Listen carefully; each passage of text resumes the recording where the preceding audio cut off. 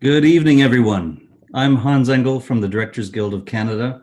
Welcome to our 8th episode of DGC Masterclass via Zoom, bringing you together with some of the most interesting creatives in the industry today.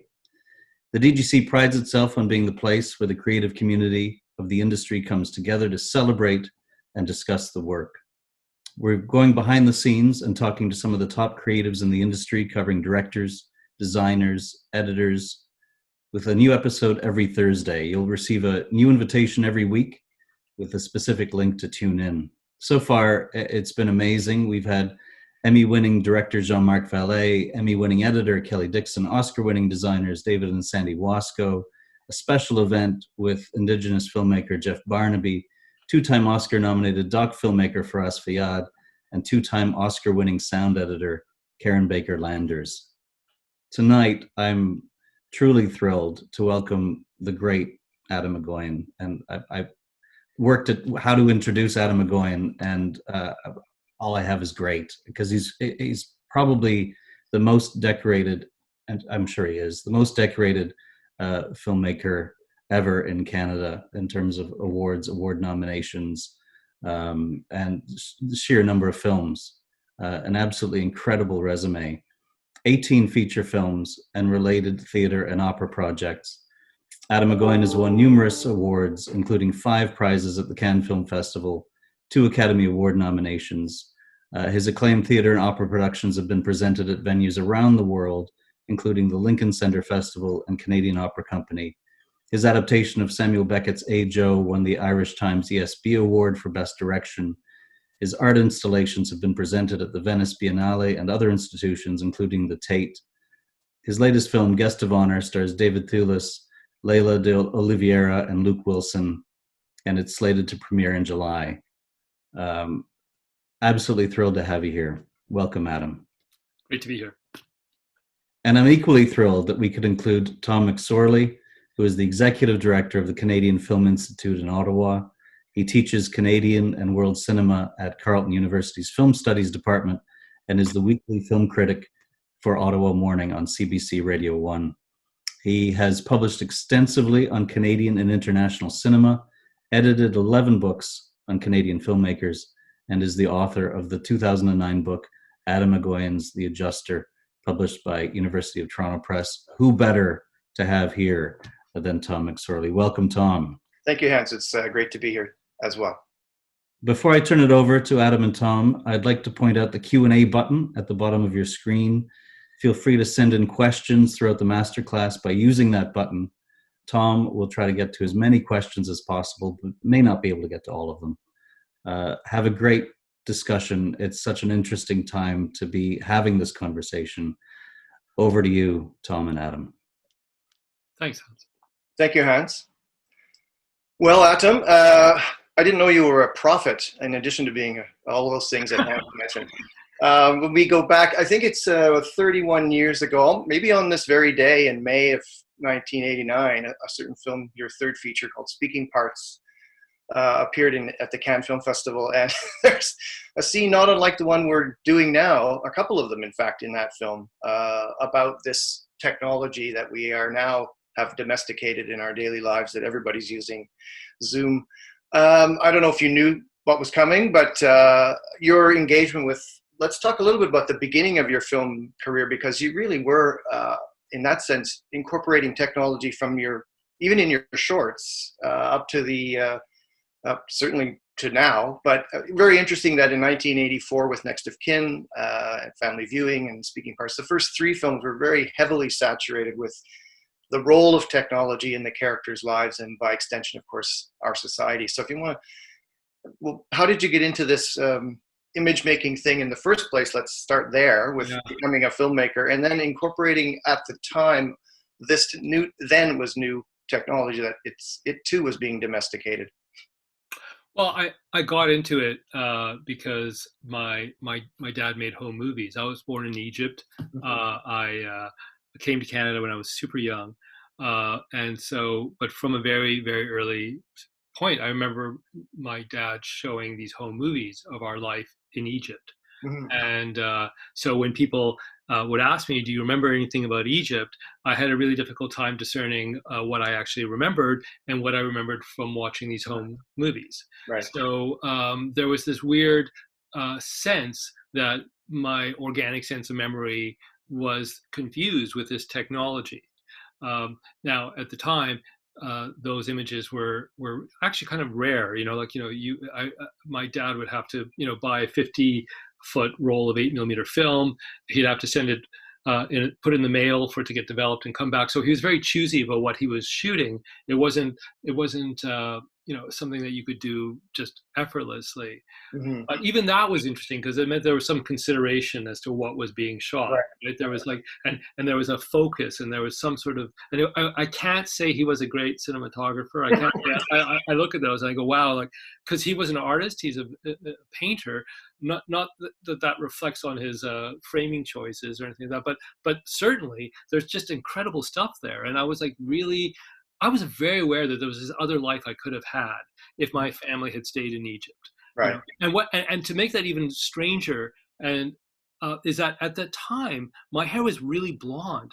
I had super blonde hair, and which doesn't make a ton of sense.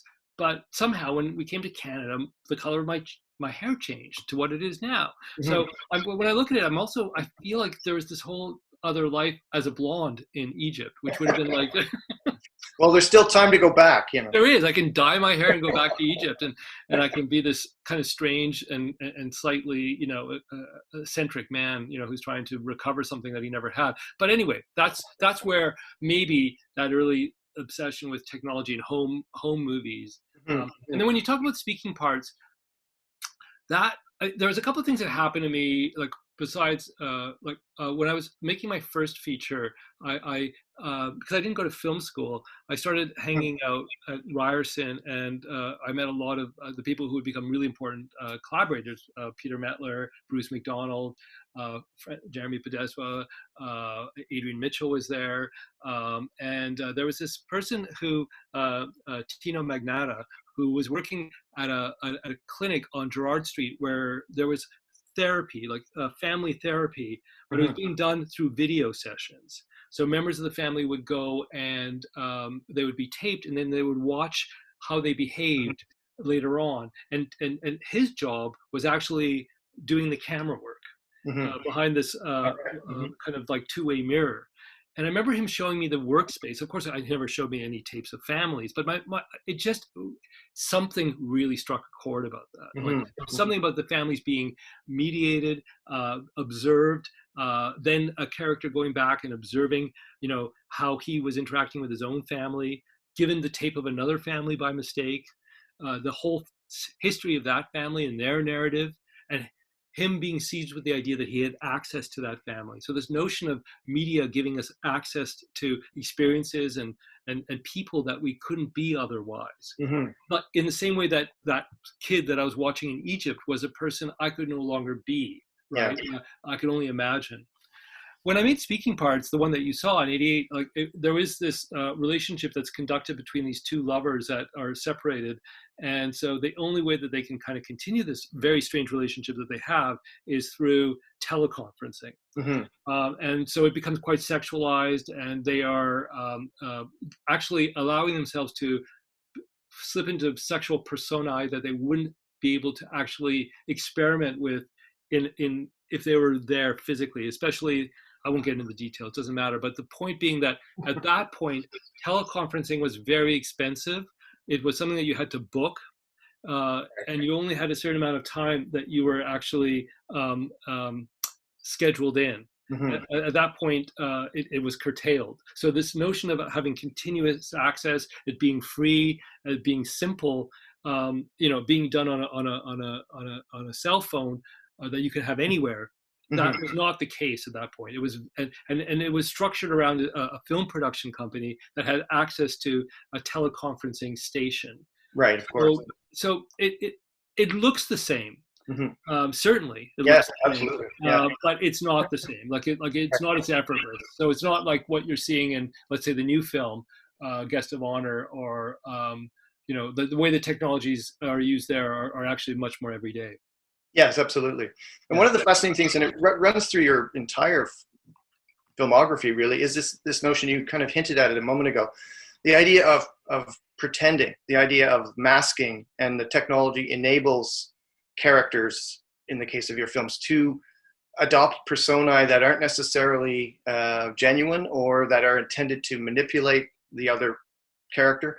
So if you could talk a little bit, that's a really interesting idea. And I think, again, with this idea of the domestication of the technology, it enables all Yeah, I mean, the technology is one way that happens, but the other one is, like, as you know, like certain jobs or functions that people might have that also allow them to impersonate someone or have access to someone else's life. Sure. Mm-hmm. So the way the technology gives you access, you know, in a voyeuristic way to someone else's experience, maybe even your own experience, in the same way, you know, being a customs agent or being an insurance adjuster or being, in this case, a food inspector, or being, you know, any one of a number of these jobs, you know, like they give, for that period of time, someone might have access to someone else, and whether or not how they behave in that sense, or how they take advantage of that position to deal with other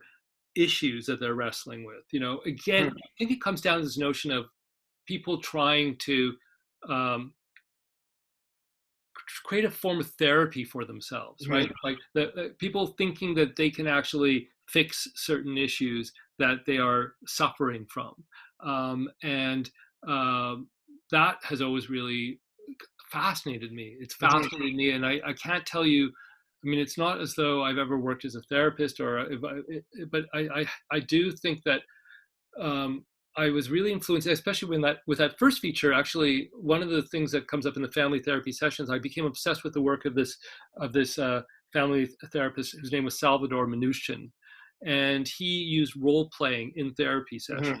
Right. And if you read his work, they feel like plays. And you have to realize also, from a very young age, I was really involved in drama. Like I loved, you know, I did high school drama, and I really loved theater. So when I read, you know, his book and I saw these scenes that he was playing out, it just, you know, and the role of drama in that, the role, you know, people who are creating these situations where things might seem that they're somewhere between being a natural expression of what people are feeling and something that they are quite consciously performing for somebody else. And I think it's this line that we're all kind of like, I'm doing it right now, obviously. You know, like, you know, we, you know, as directors, as artists, we're constantly pitching ideas, pitching, you know, projects, and we're, you know, trying to engage other people to work with us. We're trying to get people, you know, to get on this crazy ship with us. So there's a performative aspect that's, you know, part of the job. And I was really aware of that from a young age. I'll tell you another funny story that I think had a huge impression on me, probably in terms of this notion of performance. My parents are artists. My father had a furniture store, which he ran with my mother in Victoria, but he also gave lessons in interior decoration. And these lessons would involve going to people's homes and my father kind of analyzing decisions that they had made, color choices, furniture choices, you know, just layouts. And at the end of this, these students would come to our house. And my sister and I were told that during these sessions, we just had to sit behind our desks and pretend to be doing like work, and not to kind of engage with the people who are coming into our rooms, like looking around, which just felt very bizarre. And like in my form of teenage rebellion was one of these evenings when strangers were coming through our house, I actually went into the cupboard of my bedroom. And then when I heard someone in the room, I started scratching at the cupboard, you know, saying, help me, help me. So yeah, that was the other formative thing that made me want to become a filmmaker, Tom. I don't know if I've told you that story, but that was it. No, I haven't heard that before. That's when your hair started to turn darker too, probably. Yeah, exactly. At that precise moment, it went from blonde to dark. Yeah. But what was it about? I mean, this is chicken and egg. I realize as a question in that, let's say in that era when, you know, Peter Mettler and all these Toronto New Wavers, as we've come to know, were working with video and incorporating it into the actual visual textures of the films themselves, as you did extensively.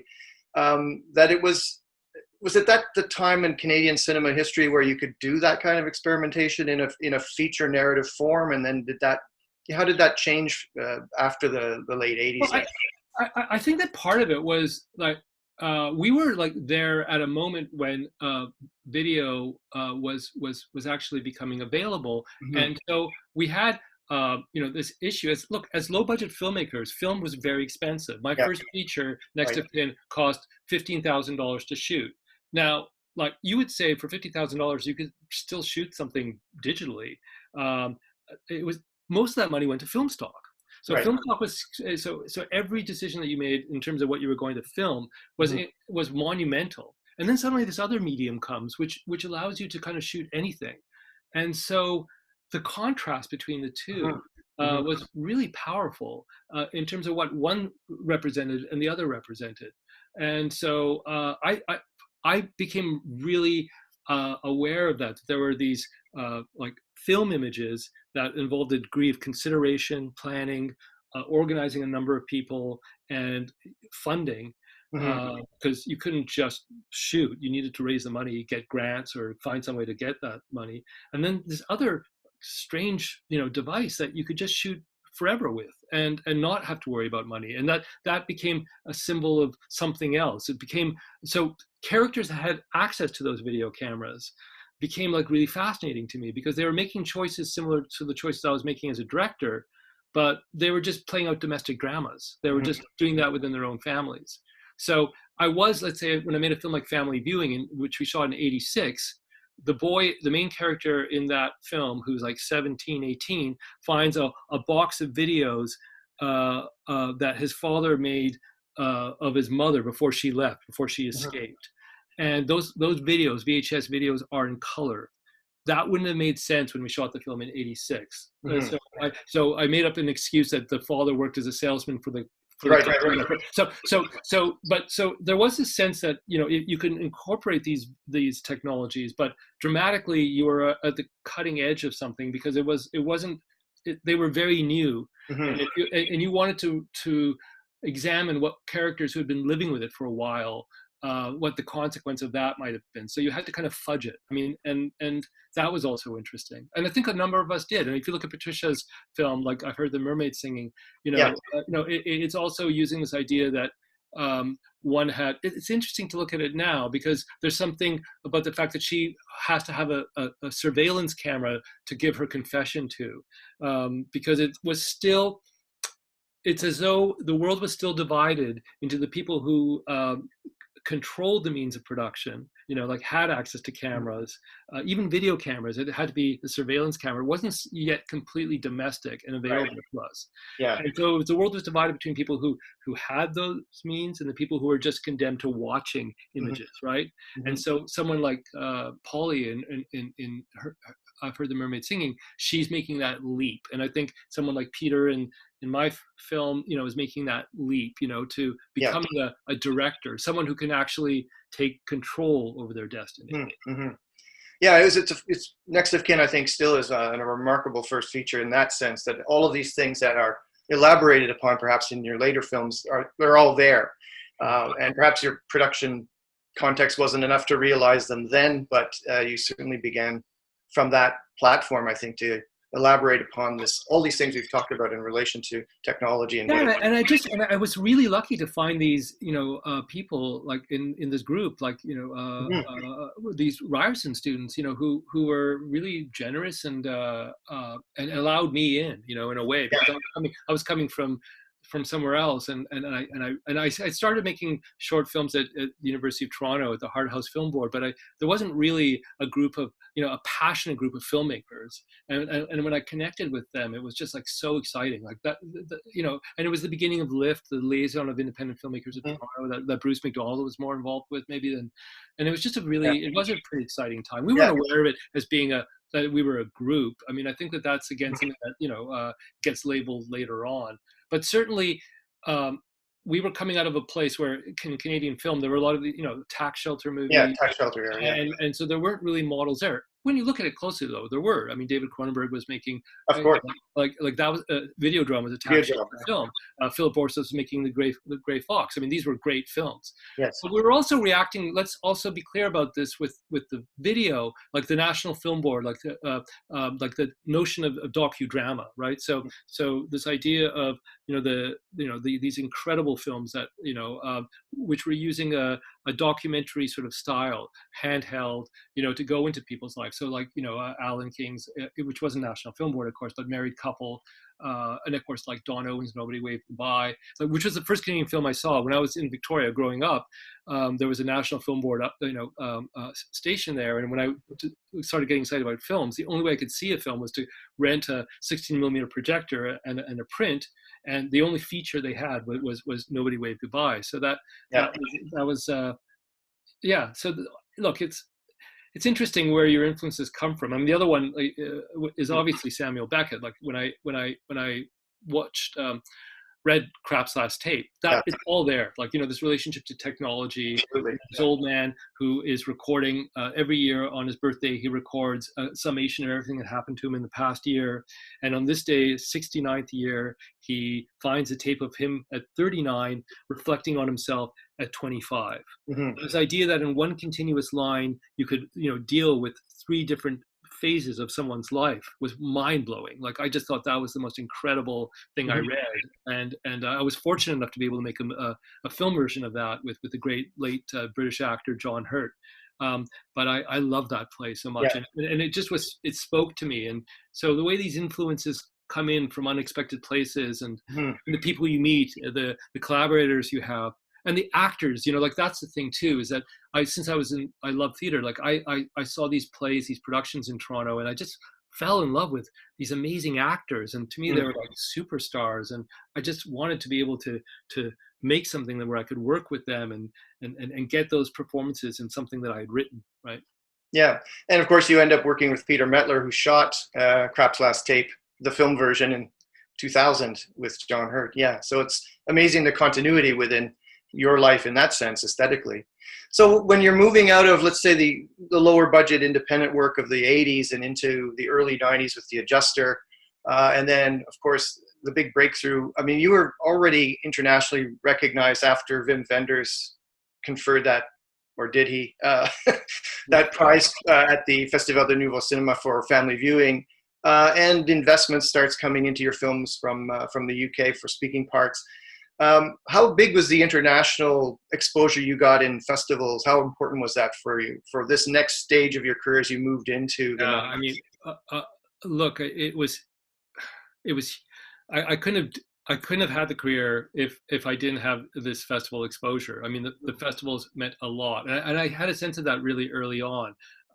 I saw what happened to Patricia's film. I've heard the Mermaid singing in Cannes, and I thought, okay, you've got to be in that game, you've got to, and I remember submitting like family viewing. It didn't get into Cannes, but it did get to the Festival du Nouveau Cinema, and that's where, this thing happened. And then, I think it's really different now, but at the time, if a filmmaker, if you showed your film at these festivals, like the critics were all there, the buyers are all there, it's so concentrated, and there's this moment that you can have. Now you live and die by that sword. It can also go terribly wrong, right. and it can be a disaster. But it's an incredible moment in a young filmmaker's journey where suddenly you're showing your work on a world stage, and it's in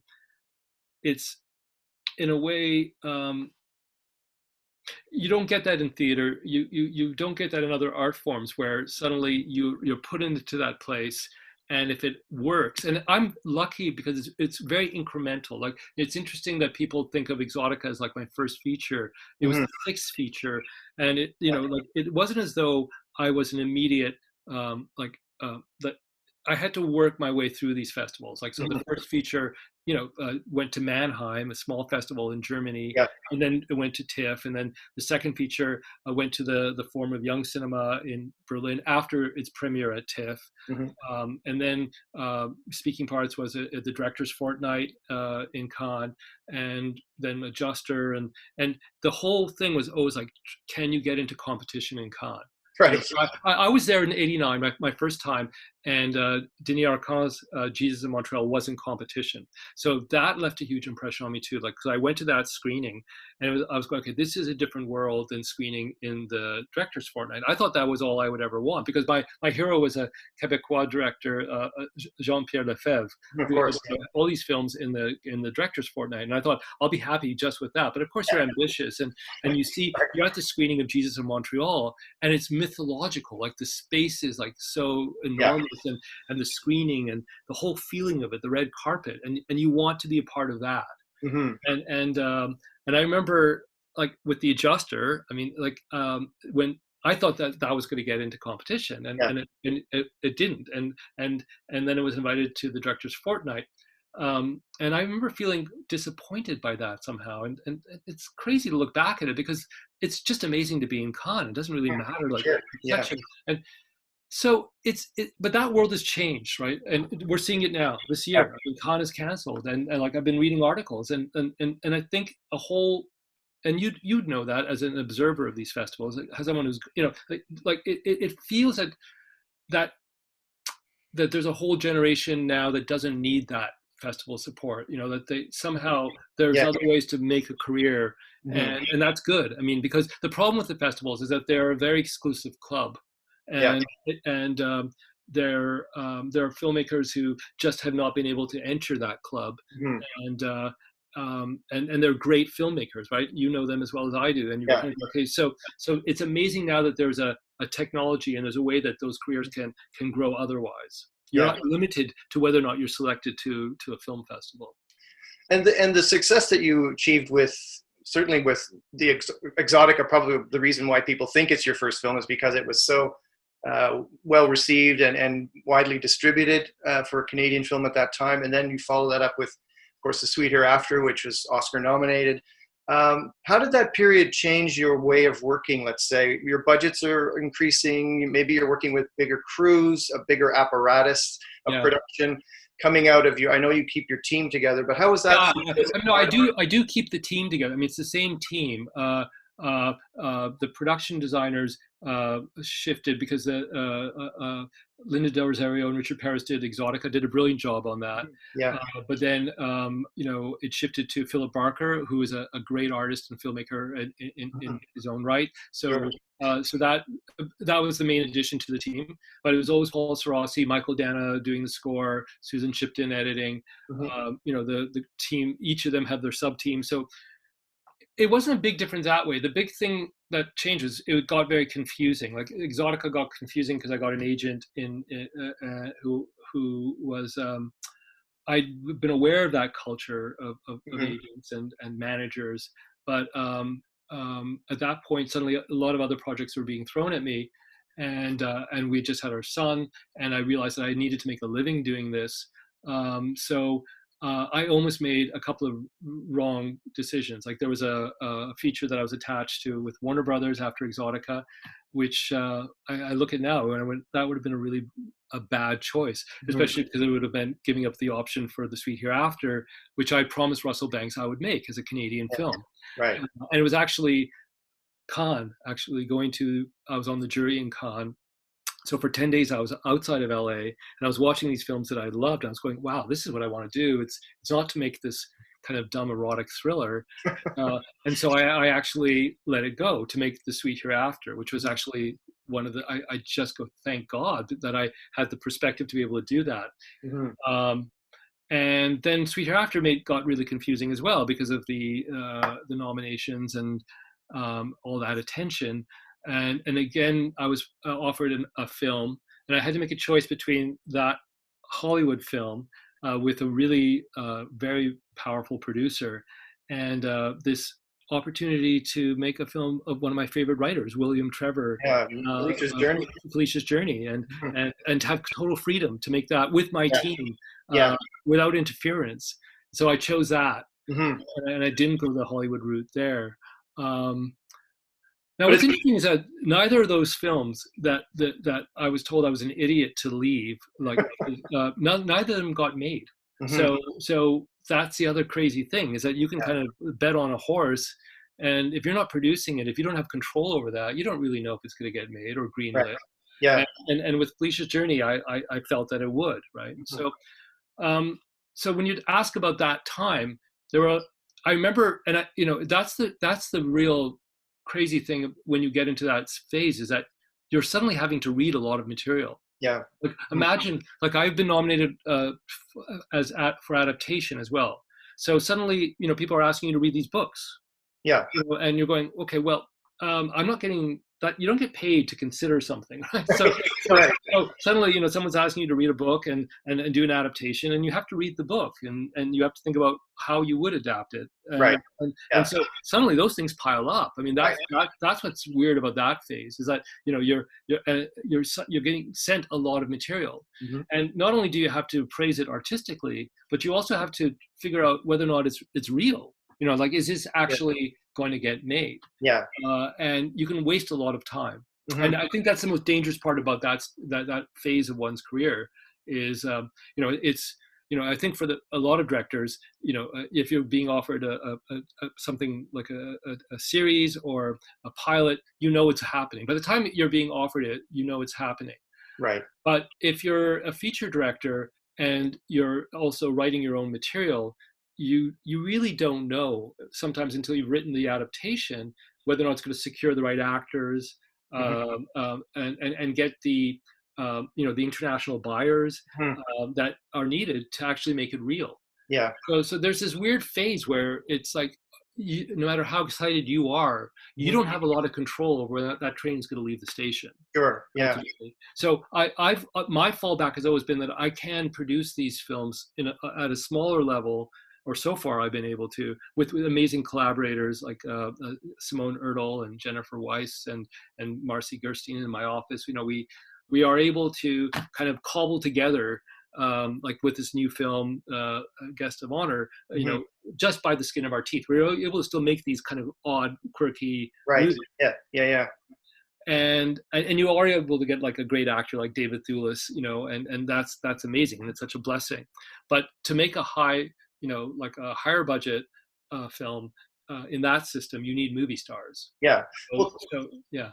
With that in mind, tell me about Where the Truth Lies and Chloe and Devil's Knot. Even working in that, how was that to work with, as you mentioned, big stars and relatively larger budgets? But was that, again, back to your own aesthetic? Was it, you chose those subjects because you thought you could embrace them, or how did that? I mean, in each of those films, I could say there was something that you have to be passionate about. Yeah, this. Sure. Like, there's no way you can make a film and not be passionate about it. Absolutely. Like, to be, I don't know, I guess some people can. I mean, they can just do it because it's a job. But I mean, I look at the conversations I need to have with my actors to get them on board. And if I'm not passionate, they can see through it. Like, I'll never forget, actually, going back. I'll tell you an interesting story about the project that I left after Exotica to make Sweet Hereafter. There was this thriller I was involved with. There was a very big, at that time, actress who was attached to it. And I had this meeting with her, and she looked at me in the eyes. She was super smart. And she said, "Why do you need to make this movie?" Right. I remember at that point thinking, oh my God, she's called my bluff. I actually don't feel like I need to make this movie. Right. The only reason I did was so that I could feel that I could raise our son, really, like it would be really helpful for my, but I couldn't say that. I had to talk about all these other reasons why I would have directed this kind of dumb erotic thriller. Right. And I didn't, and she called my bluff somehow. Right. So that, if people don't see that passion in you when you're trying to get them on board. So these actors, I mean, they're famous and they're big, but I think they do want to feel that you are passionate about this. Yeah. I could say that each of these projects, I knew what I was passionate about. I mean, with Chloe, I was super passionate about that for all sorts of reasons. Like that script really spoke to me, and weirdly enough, the reason that film got made was because of Samuel Beckett. I happened to have directed Liam Neeson in a stage version of a radio play, no, a television play that Samuel Beckett wrote that I adapted for stage. I'd done it in England with Michael Gambon, and then they moved it to the Lincoln Center. This is Ajo. Yeah, Ajo. Right. And so Michael Gambon wasn't available, but Liam Neeson was. And so we got to know each other, and it was a very fulfilling experience for him, I think. And you say that thing that you say at the end of anything, like, we got to work together again. At that point, I'll tell you a little story. So we had the actresses on board for Chloe, but the Studio Canal still needed like a strong male lead, and it was kind of a smaller role than the two female parts. Mm-hmm. But I said at that point to Liam, well, if you want it, like, let's do this. And he read the script and said yes. And I went, oh my God, the only reason I had that connection was because of Samuel Beckett. Right. I owe it to Samuel Beckett that I got to make this erotic thriller with Liam Neeson and Julianne Moore and Amanda Seyfried. So I think he's probably rolling in his grave right now, Samuel Beckett. I don't think that he had anything to do with it, but he's to blame. It's a through line all the way. That's incredible. And what about Devil's Knot and Remember? And these are really interesting projects that. Devil's Knot appealed to me because, and it's so fascinating you're talking about Devil's Knot, because I finished watching The Staircase, because of course we all have so much time on our hands. So I've been watching these, these documentary series like Making a Murder and Staircase. And I go, wow, I thought when I read that story that it was the most craziest thing I'd ever heard of. Like, that a crime that violent, that weird could happen in this community, which is very steeped in religion.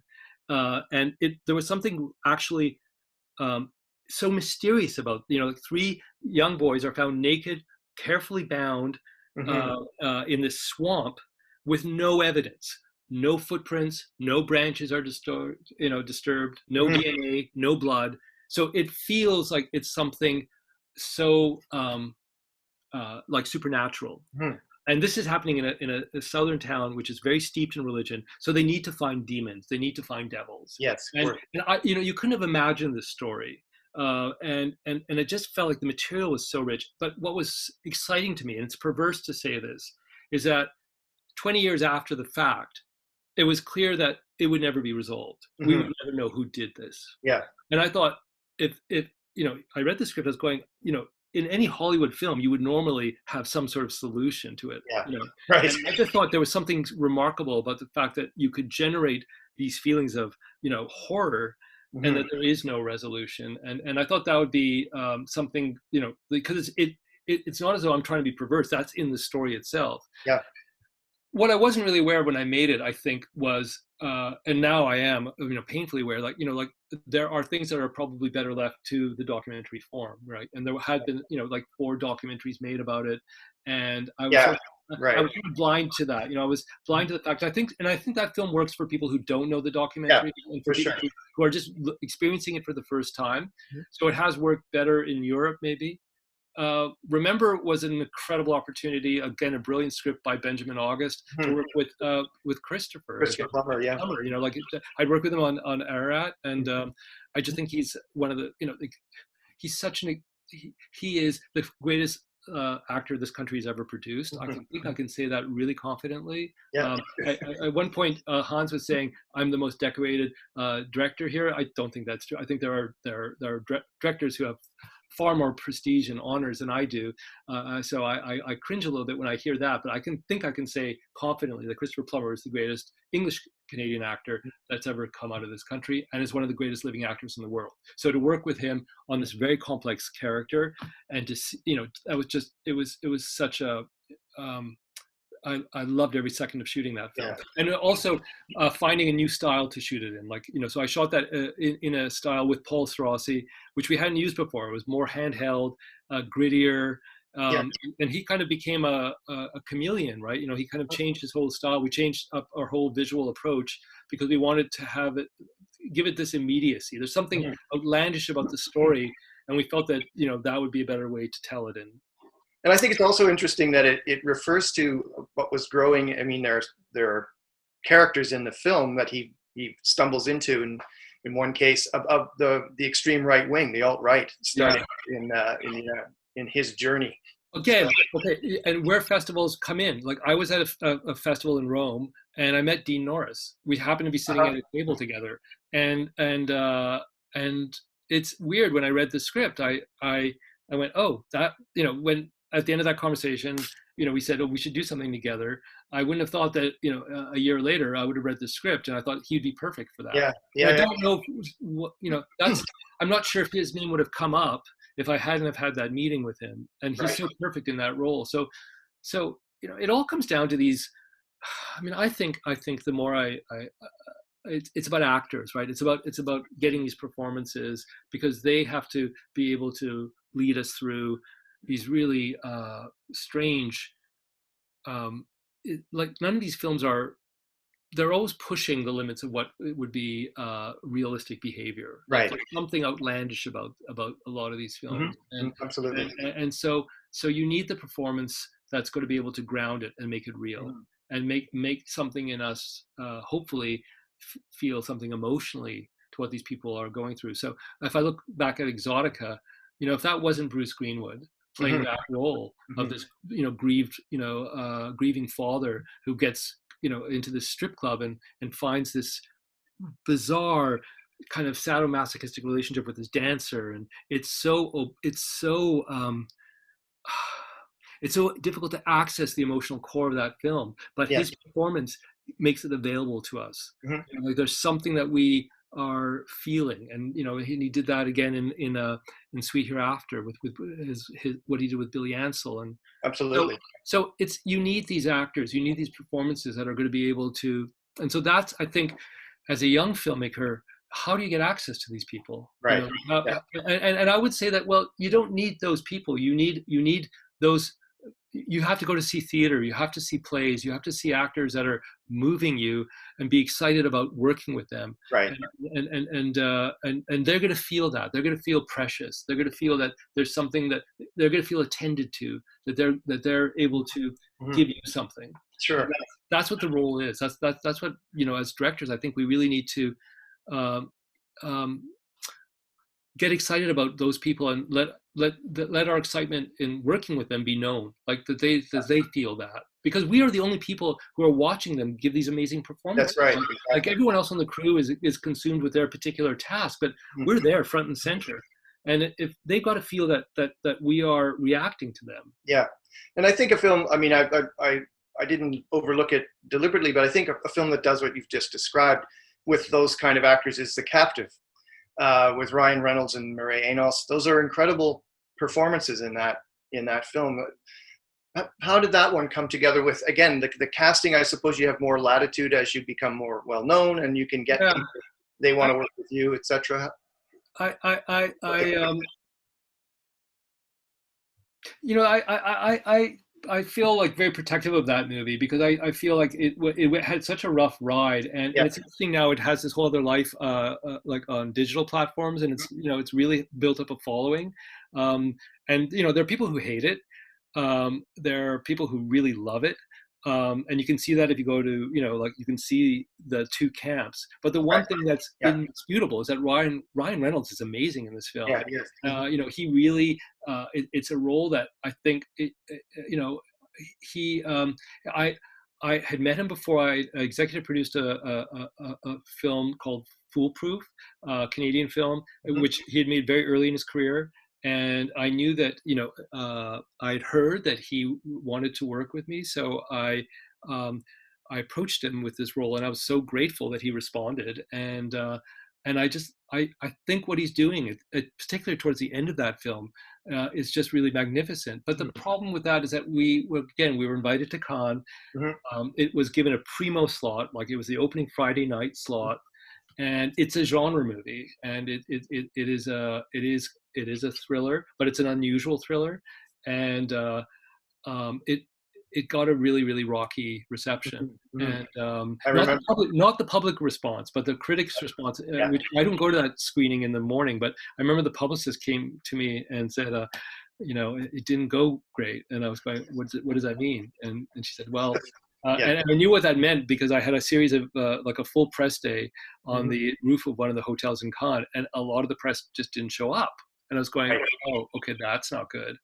And then I remember, there was a critic from the Telegraph in London who loved it, but was asking about, why I thought people didn't react well to the film. And I it's very perverse because at that point I wasn't at that screening, so I didn't know. And I remember telling the actors before the premiere to brace themselves because a con audience can be super cruel. Yeah. And I told them about the press screening, which I hadn't been to, and I was braced for a really negative public screening, but we didn't get that. We got a 10-minute standing ovation, and so it was. So I feel protective just because it's a film I put a lot into. And I think the performances are really good. I think, from Ryan Reynolds, Mireille Enos, Rosario Dawson, Scott Speedman, like they're all making those tough characters very, very real. But it is a challenging film. The way it's told, it's not a conventional structure. And but I think my team also did an amazing job for the budget we had, that it looks the way it did. We shot it in Sudbury in the middle of winter, and it has a really interesting feel. But anyway, it's like you'd like to say, it's interesting that the good thing about films is that they last. Yes, so exactly. so that they're still around. People can see. It's not like when you do a play or you do an opera, it disappears really. Precisely. And I remember seeing Ararat in competition in Cannes in 2002 and being kind of indifferent to it. And then I remember, I think you came to Ottawa to do a special screening with the Embassy of Armenia. Yeah. And I watched it again in between, and it had aged, for me at least, or I had aged very, very well. Initially, I was not embracing it as I know. I think a lot of people have that. Then it's like, oh my God. Yeah, and I think in that, with that film too, it was just because these films that I made beforehand, I was not dealing with any political issues in my own, like as an Armenian, I wasn't dealing with that. So maybe, and again, it's not structured in a conventional way, and yes, you're seeing it in Cannes in a hothouse environment. Yes, exactly. So it's not a natural way to see a film. No, precisely.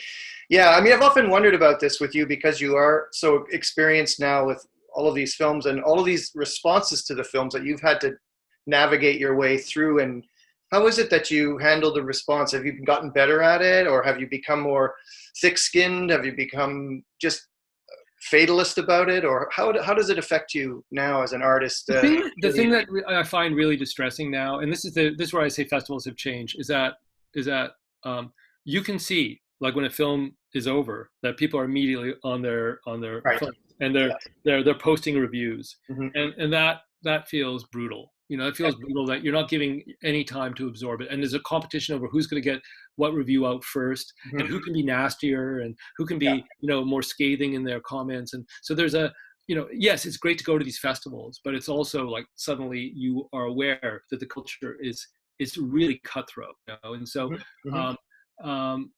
and the thing, I mean, I'm very thankful to the fact, that there's a bunch of films I made now, but I do worry about the actors sometimes. These people who have invested, made decisions to really, to support a film and to go there at a festival and want to get some sort of a acknowledgement of their work, and then suddenly they might be more vulnerable, right? And also all the people who, like the distributors and the sales agents and the people who have invested in it, you want them to feel that it was a worthwhile experience. Yeah, for sure. And so, I mean, you become thick-skinned, I suppose, but it's still, they're your children, right? You want the best for them. You want them all to have a life of some sort. Yes. And it is great that now with these all these various streaming services, that they still continue to have a life. Yeah. So that's great. So let's go inside the frame a little bit. We've been talking a lot about the outside the frame part of your work, of that delivering the film, making the film, but the themes that you return to. First of all, though, I want to know whether you prefer, or do you have a preference between adaptation and original screenplay? Because you've done both. I was just wondering if that was, is there a preference, or is it simply the idea that ignites you? Yeah, it's the characters. It's where And sometimes you read a book and those characters are so compelling. Yeah. And sometimes you're lucky enough as a writer to have an idea and that character grows, and you imagine an actor playing that character, and it suddenly comes to life. So it's you can't say you are aware. I'm aware of my limitations as a writer. So when I can read a great writer's work, when I can read a Russell Banks or a William Trevor, and I have access to that material, there's so much for me to learn from that, and when they are trusting of what I'm doing with their material, that can be really satisfying. But you can't say you prefer one or the other. It's really it's a question of like what is at that stage, like what is most, like going back to this word of passion, like what are you most passionate about? Right. Yeah. I do feel that like right now I'm just cautious about the stuff I'm writing myself, because I sort of feel I don't want to be repeating myself. I feel, and I feel like this last film, Guest of Honor, I feel like it really is there are a lot of my themes in this character and in this piece. So I'm wary of like, I think David Thewlis really brings it to life, and I agree. It's an amazing performance he gives. I agree, and I'm grateful for that. But I'm also aware that there's so many great writers, Tom, as you know, and you just can't help but be excited about this idea of other people's worlds that you get to enter into. Sure. And I mean, we talked about one of the preoccupations of your films, even with Guest of Honor too, which we'll get to, is technology, of course, and the relationship of technology to identity, whether it's fabricated or quote real, but also this idea in your work, and again, not to anticipate what we'll talk about with Guest of Honor, the idea of trauma that you've explored all the way back to certainly Next of Kin, even the story of the child left behind and the family dealing with its own history and trauma, I should say. Perhaps this is part of the 20th century. I mean, it's an interesting fascination there. You generate drama and narrative out of this individual or even collective trauma in the case of Ararat and the Armenian genocide. So talk a little bit about that, where that might come from, or whether it's simply, again, this notion that, most people you meet at some level are broken in some way, and that makes them interesting. That can also make them self-destructive. That seems to be a through line in all of your work, whether it's the more commercial or bigger budgeted films to the more personal films like Adoration and even Calendar to a degree. So if you could speak a little bit about that exploration. Well, I'm not going to get into psychotherapy. It just feels like, there are, but I just think that there are, in my particular background, a number of things like that, my parents definitely left a life behind. There was a life they were having in Egypt, and that was left behind. And then there's the whole Armenian issue and the notion of a whole life that was there in a part of the world that was left behind. That was wiped out. And so my grandparents, didn't have a life that they might have had. So my grandparents had that life stolen from them, and my parents, had a certain life taken from them. And then, somehow those stories and that feeling does, and I've had a very privileged life. I can say I didn't have the life I would have had if I stayed in Victoria, BC. But that's not something that haunts me, and I love going back there. But I just feel that I'm aware of that, and especially now as we're all going through this incredibly traumatic time, as we're dealing with a scale of devastation and catastrophe which is so monumental. Right. I was reading in Toronto Life, this diary of a doctor, and just who's there, in the rooms and the various patients he's seeing, and it's how we deal with loss, how we deal with pain defines who we are. Like, that's clear. Like, it's interesting that I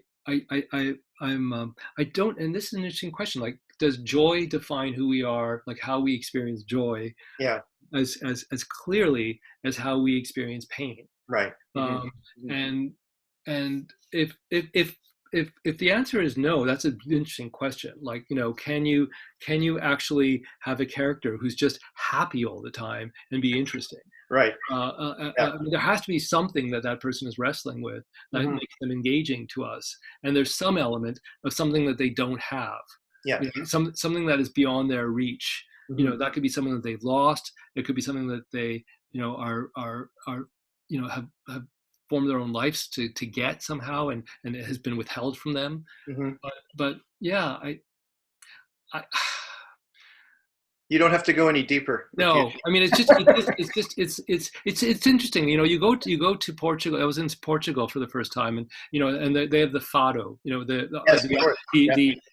it's just really their sad songs. And it's so moving to be in those bars and those clubs. I love flamenco, so I guess flamenco is coming from the same place. A lot of it is just expressions of pain, and you kind of go, there's something very rich about that. There's something rich about that vein of the human experience, because it shows our resilience ultimately. How we deal with pain, how we actually fortify ourselves against pain is a definition of our character.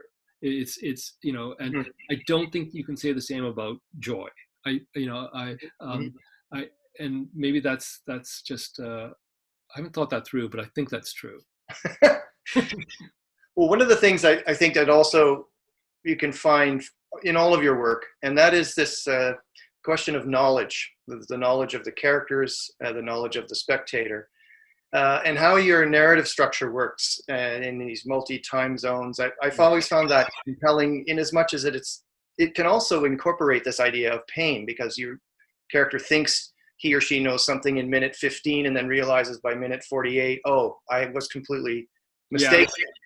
Yeah. And that creates its own dramatic impact. And for an audience watching and seeing the jigsaw, as it's often called, I think it's more than a jigsaw, but this idea of like, you thought you knew something. And in your work, the pleasure, at least for me, in experiencing the narrative structure is that you are made aware of your own interpretive processes as you're watching it, because you're having to correct what you thought. Yeah.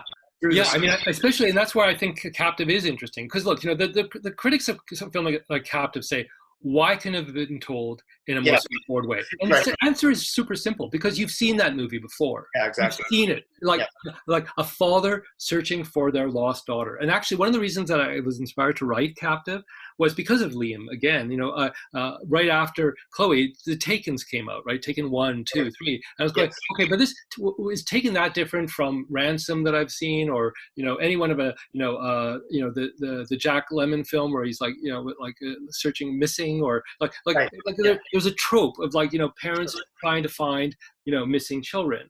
So for the searchers, yeah, exactly. So it's like So the idea that we actually are being told it in a more prismatic way, that the search is ongoing, and that the way that it might be resolved is incredibly convoluted. Like I know how Ryan Reynolds ended up where he did, and I know the clues that the daughter is giving him throughout, but I don't think a viewer would. But what they will sense is the mood of it, this feeling, what it means to be living with that sort of pain, and the sense of how it destroys a marriage, like what's happening, between Ryan and his wife. And so to immerse the viewer in the experience that the characters are feeling. So the characters don't have a great control over their narrative at that point. Like they're not falling into any sort of a genre or any pattern, because they've lost all sense of pattern. Like Ryan Reynolds has lost any sense of pattern in his life, because he feels responsible for why his daughter is missing, because he did something so simple that any father would have done. Like it doesn't make any sense to him. So that space he's inhabiting is what the viewer is getting a sense of, maybe, as they're watching the film. Yeah. And also the manipulation of that. There's this dark character. Now that's also a directorial choice. That what Kevin Durand, who I love his performance, but a lot of people would go, well, why is he like that? And I can give you an explanation. I take full responsibility for it, and I love what he does. Yeah. But he's manipulating this reality in a very perverse way, and there's a tone to it which is I felt was true to what that experience would be. Yeah. There are people who will violently react to it and go like, it's preposterous, or why can't you give it to it? Why can't you hand it out in a more simple way? Yeah. And the answer is really simple: is it doesn't interest me as much. Yeah. I'm not passionate about telling the story that way. Well, they should all go watch The Adjuster, and then they'd know why. Yeah, right. Maybe read your book. So yeah, let's pitch the book. But I think that's the thing. I mean, maybe it's my own neuroses, but I like the state of uncertainty that you create in your films at the level of narrative, but also within the character. So the question isn't what happens next. It's kind of like what's happening now. And then you're 10 minutes later, you're reconsidering what you thought was happening now. And I find great drama in that gap between what you thought you knew and what you realize you didn't know. And to structure that into a narrative form, I think is consistent in your work, at least. Thank you. But I also understand that there are people who won't respond that way. Sure. And I get that. And that's why I feel like I'm genuinely grateful to have had the career I've had. Like, because I think that I've been, I started really with these small films, and I gradually worked my way up, feeling out whether or not there was an audience for them. And I've been, that audience, grew at a certain point, and it was really an incredibly exciting period. But I also understand that they're challenging films. They're not movies that are immediately accessible. And maybe the one that is something like Devil's Knot, but then maybe that's a film that could have been directed by someone else as well, right? It's the one film I made that I go, okay, was I the best person to direct that particular film? Right. And I don't ask that question, let's say, with like even something like Chloe. I know for a number of personal reasons that was an incredible experience for me to direct that film at that point in my life. So or remember, and but.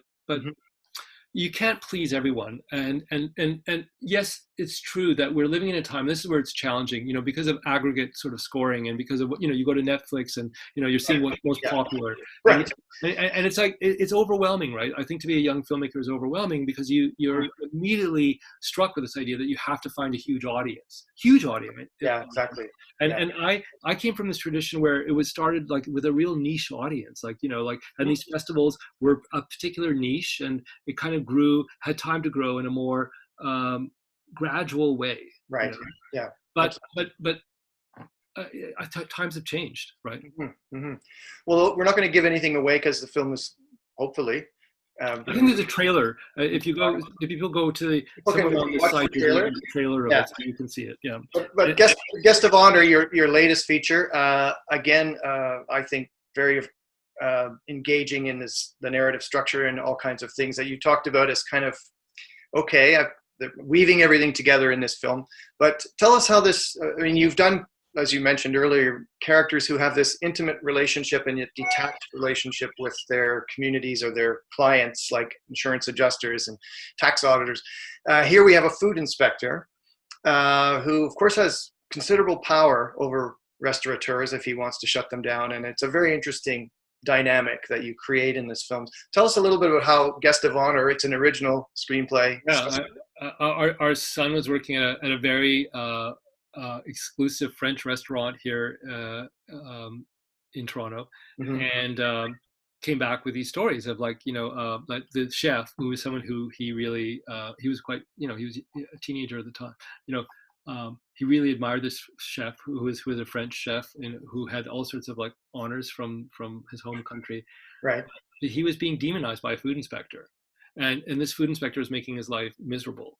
And I just thought, wow, that's crazy. Like, what could he be possibly doing? Like how far can an inspection go? And around the same time, I had this small bar kind of cinema called Camera, and we also had to deal with inspectors coming in.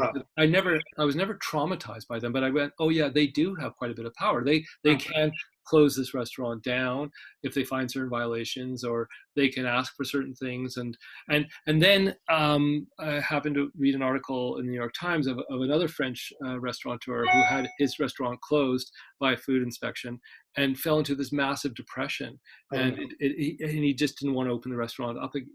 Wow. Yeah. So it just, that character came, clear to me. And then this idea of, his daughter, who was in prison for this very peculiar crime that he couldn't understand. That Right. ultimately, and I think that just as a parent, like, I'm just, our kids do things that we don't totally understand, and this was an extreme version of that.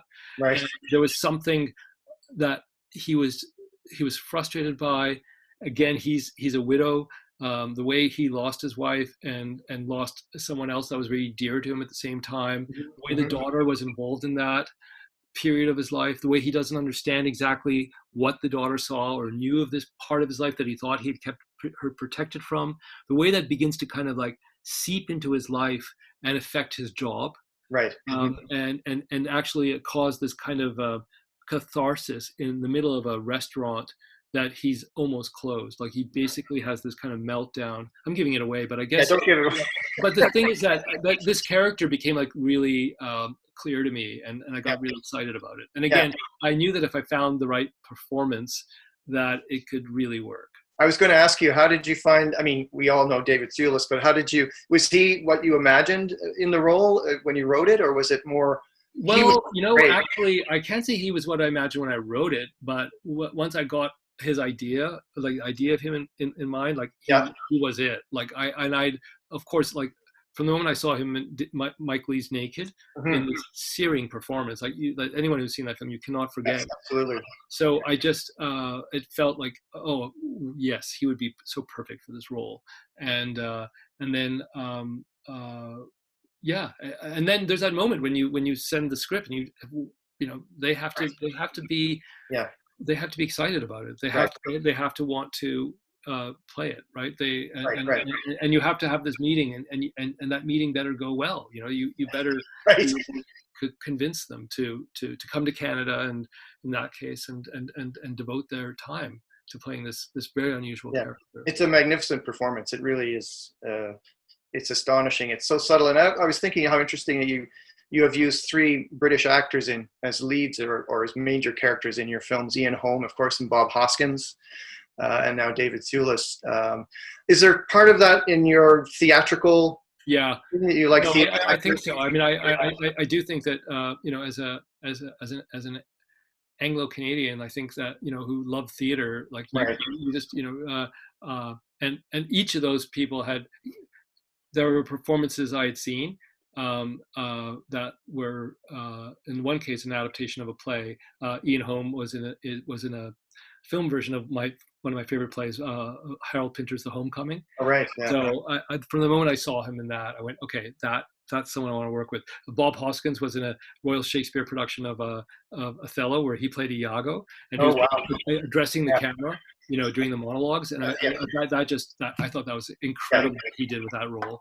And David, as I said, like Naked, and so there's a performance that you see that just haunts you. Yeah. And you go, okay, if I can have access to, but again, it's not, I felt that with a lot of Canadian actors, like I felt that with Gabrielle Rose, David Hemlin, Arsene Hamjan, my wife. I felt it with so many actors I've seen on, Canadian stages, and I felt as excited by them as well. Yeah. And unfortunately, I mean, sometimes, those people cannot, finance the film. And sometimes they can. Sometimes Ryan Reynolds can, and that's a wonderful thing when that can work. Yeah, I've wondered too. I mean, we're going to take some questions from people watching. That over the years you've done occasional TV. You've done the Alfred Hitchcock Presents. I think it was Martin Landau was in that. Wasn't it? Yeah. And of course, Gross Misconduct and Open House, and a lot of some of your contemporaries have worked a lot in television and series TV, like Patricia Rozema and Bruce McDonald, and of course Jeremy Podeswa. Yeah, and now we see. superstar. Jeremy. Yes, absolutely. Have you ever been? Are you considering? Have you ever thought of a longer form? Yeah, no, sure. I mean, that would be great. I mean, I've been watching these series, and they're amazing. You know, I remember it started with you know, our son. We made a deal when he was a teenager that uh, um, he would read Dostoevsky if I watched The Sopranos, which is what, you know, and both of our lives were kind of changed by that, you know, and Yeah. I was shocked by how, you know, and then The Wire, and then Breaking Yeah. Bad, and now Ozark, or, you know, like they're incredible, like, and Yeah, so I would love to be able to explore that, sure. And clearly it's the dominant way that people watch cinema now. So you know, the feature film is kind of a quaint little diversion. You know, it's a bit like, you know, what the short story is to the novel, I guess. Yeah, right. So exactly. It's its own form, but it's you know, it's having a harder time than the series. And in fact, if you're a writer, it's, you know, this idea of having like a continuing growing, you know, tree and branches, you know, which these great series do. It's and working with other writers, you know, who are as excited as you might be in a room, and parsing that all out. I mean, it's all a little mysterious to me, but I'd love to be involved in that. It'd be super exciting. Well, let's hope that takes place. Get a real job, you know. Yeah, get a real job finally. Yeah. So let me go and see if I can work the technology. This is the theme of this chat.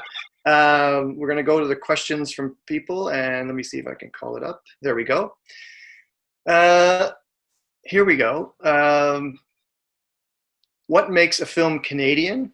Does it matter in today's borderless media landscape? That's from Jim Donovan.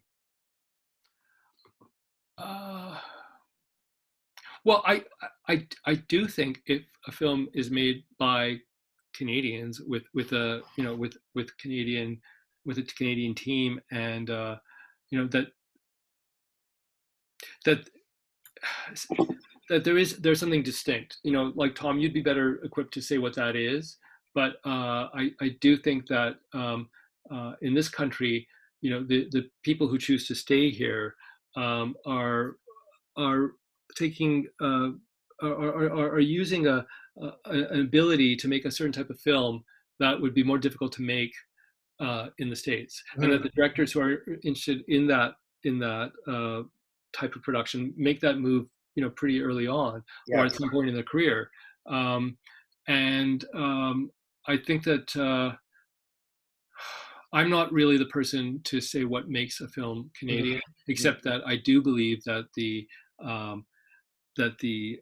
way someone has been brought up has a huge influence on the stories they want to tell, and the way those stories get told. And especially if they're working with fellow Canadians, as I've, you know, chosen to work with. I mean, if their core creative team is also Canadian, that all begins to influence the tone of the film. Sure. You know, now some of those Canadians might be working in Hollywood. Like my composer, Michael Dana, you know, is a huge Hollywood film composer. But, you know, we started in a particular place, and we continue to have a certain type of dialogue and a certain approach, which I would like to think, you know, his Canadianness, you know, somehow is refracted through, you know, his contribution. And it's a key contribution to me, like what he's doing. But I can't tell you, you know, specifically what that is. I think that's, I don't know if a filmmaker is the best person to discern that. I think that's where you say there are other people who could answer that question better. Right. Okay. As at the crew screening for Guest of Honor, you mentioned that films like this are increasingly rare. Can you say why that's the case? And maybe we've answered that already a little bit. I mean, I think it's because it's difficult for them to find. Like, there used to be a whole body of distributors in various countries. Like, let's say this film has just been released in Sweden, and which is strange because you can still release a film in theaters in Sweden. But that the distributor who took on that responsibility is a disappearing breed. Like, you don't find these small film distributors who are, you know, going to go to bat for, you know, a feature film in the same way, they've been decimated by the Netflixes and the Amazons and the streaming services. Like they just can't compete. And in a way, this type of film needs people like that in individual countries to champion it, and that's how the funding is raised. Really, it's that model of pre-sales to different countries and sales agents, who are expecting those individual distributors to step forward. But since they're so threatened, that means that this form of film is also threatened, or this model of how to make this type of film. So there is another way, I guess, through Netflix or a streaming service, but that's just not the way I've sort of forged my career. So it's something to think about. But the way this particular film was made was really challenging. Because we were seeing that world had changed. Right. Yeah. And you're right. I mean, I can't imagine even as a programmer, I've seen how radical the shift has been. I can't imagine for a creator. So speaking of that whole thing we talked about a little bit earlier about the longer form, we have a question that addresses that. Talking about the longer form, is there a possibility of having a spin-off TV show? I love this question. Of the Adjuster's character of Bubba and his wife. Bubba and Mimi. I mean, look, I mean, it's no secret that film was optioned by HBO right after its release. They did a pilot, and I'm still sort of pondering and Bubba and Mimi are not the obvious ways to go. Right. You would think it would be Noah Render and his number of people. His manipulation of his clients. I love what Maury Chaykin did and Gabrielle did with Bubba and Mimi. Yeah. Whoever this is, pitch it. That's right. There you go. The Bubba and Mimi show. Maybe the time has arrived, for this to be a reality on television. I mean, it's interesting. These people who have untold wealth to kind of play whatever fantasy they want in whatever public space they want, and how that kind of leads to wherever it does. I'm not sure if it's a series though. It sort of feels like, but maybe it is. Yeah. Well, I mean, again, now there's such an appetite for content. Yeah. I need to play Bubba. That's the only thing. I will play Bubba. Yes, you play Bubba. Okay, well, you've already got a name on the contract. That's good. Kevin Rogers asks, thanks, Atom and Tom. What is it about working with a particular editor, Atom, that you like? Is it the familiarity, or how they, for instance, Susan Shipton, how they can challenge you? Yeah, it's how they can challenge, and also how they, the thing that's great about Susan is that she just has a really extraordinary sense of drama within a scene. And so I learned, she made me feel more comfortable with coverage, right? My tendency before, we started working on The Adjuster, which is told very much in long shots, and there's not a lot of coverage. There's some key scenes that are, and what she did with those scenes made me trust that process, and so she's super.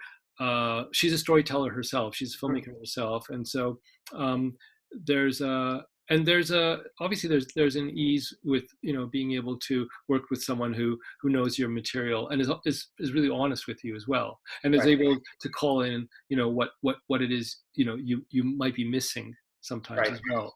That's really helpful. So that as you're shooting, to know that there's a shot that and you might get angry because you don't think you need it, but then you go, oh yeah, she's right actually. And there's a number of situations where I look at that and go, thank God I got that call and really did that shot. Yeah, it's another set of eyes, and then some.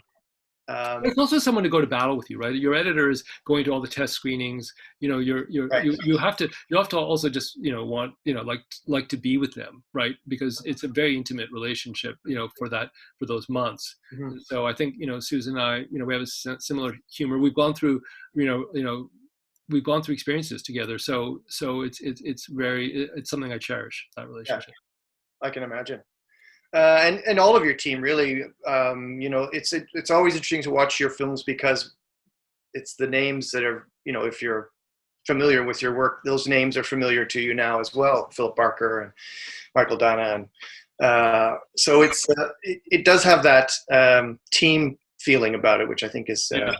Yeah, I mean, so far, like, we've just been really lucky. Every couple of years, we get together and we get to explore. And sometimes, like with Philip, you get to go to Georgia. You get to go to this other crazy part of the world and make a movie there, or you're recreating the Armenian genocide in the Badlands of Alberta. And, like, they're crazy journeys that you go on, or you're dealing with like entertainers, in Las Vegas or Miami in the 1950s, and you're transforming like various places in Toronto, to look like these super glamorous kind of venues, and so it's exciting. It's great to be sharing it with friends, for sure. It's really, because you get to, especially if you've gone through it, when you get these opportunities, you just get to kind of, like kids, you're in a candy store, and it's really fun to kind of be going through it together.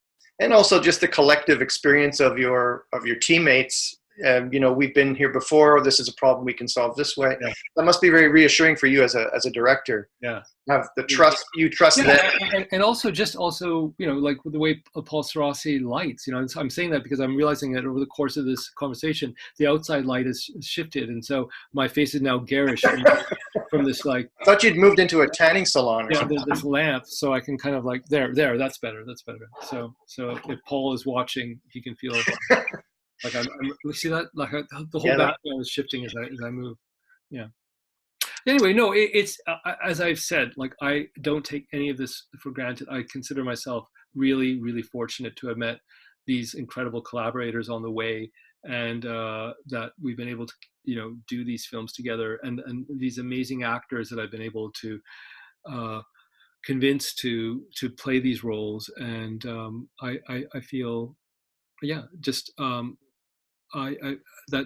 there was this opportunity, and a culture that embraced these films at a certain time, and absolutely, that's I'm grateful for that.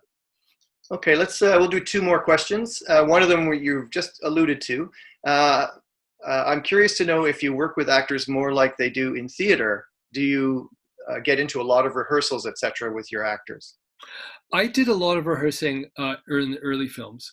Because I was coming from theater, and because the tone of those films, the tone of those performances is quite extreme. Like those early films, like Family Viewing, or speaking parts, like there's kind of almost an emotional.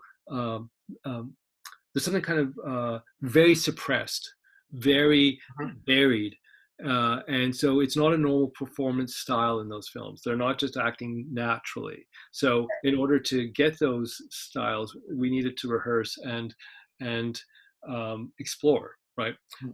But what happens in these other films, like let's say a film like Captive, or you don't have access to the actors in the same way. You simply you meet them, you have conversations, and then they appear on set. They they're very booked, and so this idea of having like a week or two beforehand would be lovely, but you just don't have that time, a lot of it.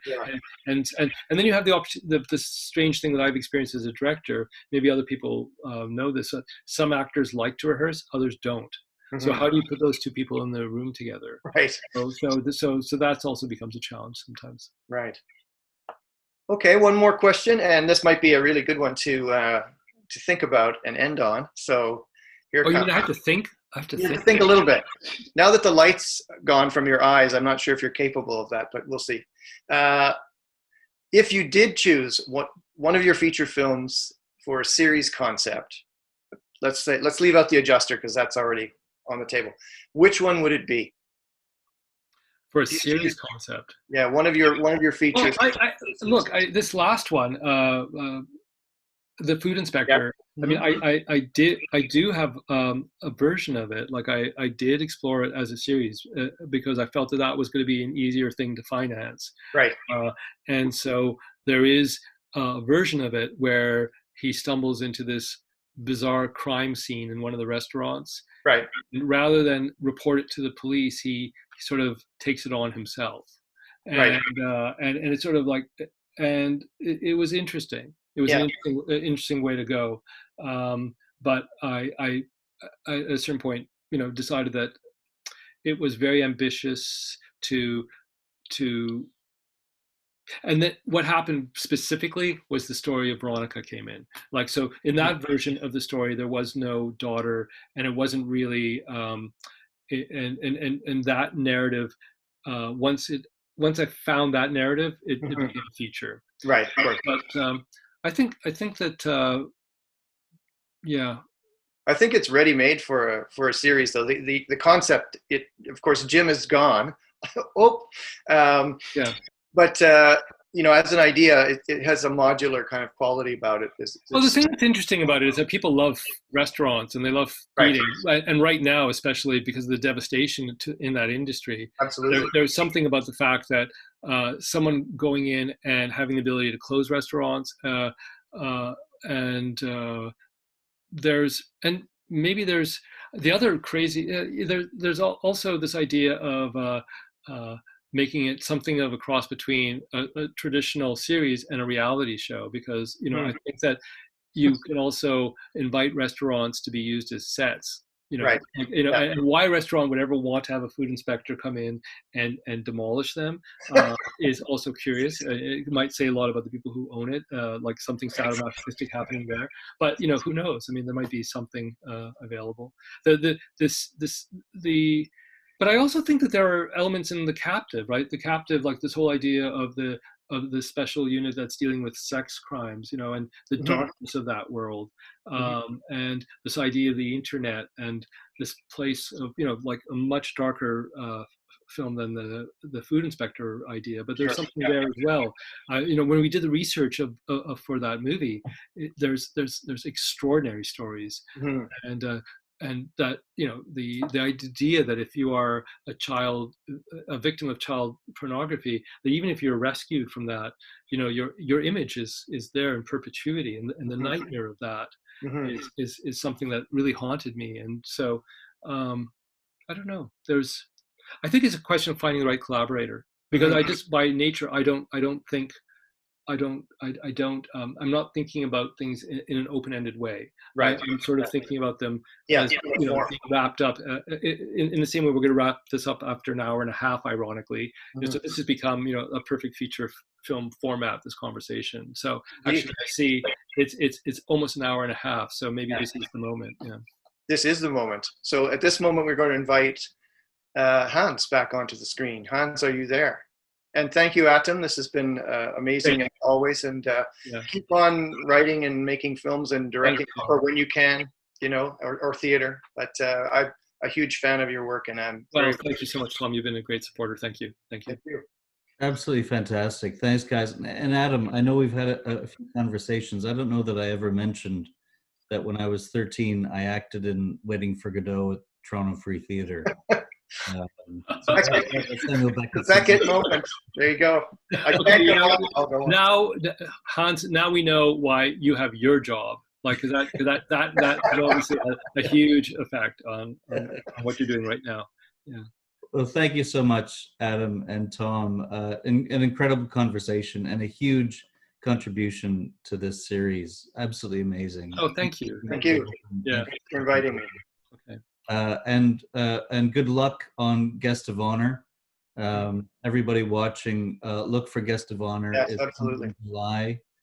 July 10th, looks like. July 10th. There we go. We have the official date. Somewhere around there. Yeah. Actually, no, that's in the States. I'm not sure about Canada, but somewhere, I would think July. Somewhere around there it must be. Yeah. I've been told July. Right. By your people. Okay. And tune in next week for our masterclass with production designer KK Barrett, who was nominated for the Academy Award for the film Her, and also for such groundbreaking films as Being John Malkovich, Adaptation, Lost in Translation, Where the Wild Things Are, and most recently, Birds of Prey. And that's being moderated by our very own Patrice Vermette, who's also a two-time Oscar nominee and close collaborator with Denis Villeneuve. It continues to be an amazing ride. I hope that it provides some relief, some distraction, and no doubt a huge amount of inspiration in these challenging times. Be safe, be well. Thank you so much for joining us. Thank you, Tom and Adam. Night, everyone. Thank you. It's great. Have a great night. Okay. Be healthy, everyone.